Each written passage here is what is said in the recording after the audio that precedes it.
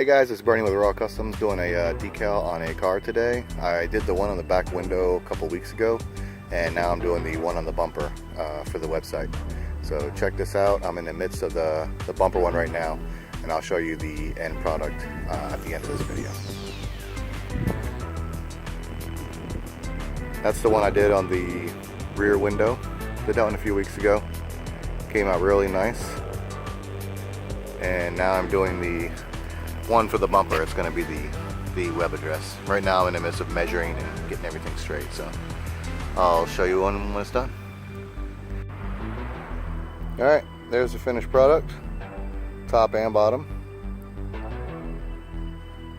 Remember, don't forget to check me out on Facebook. I have two pages. I have my business page, which is Raw Customs Mobile Install, and I also have my decal page, which is Bernie Makes Decals. Just do a search and it'll pop right up.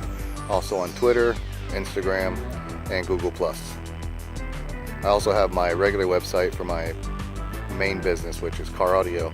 It's www.rawcustomsmobileinstall.com. Get in touch with me and let me see what I can do for you. See you on the next one.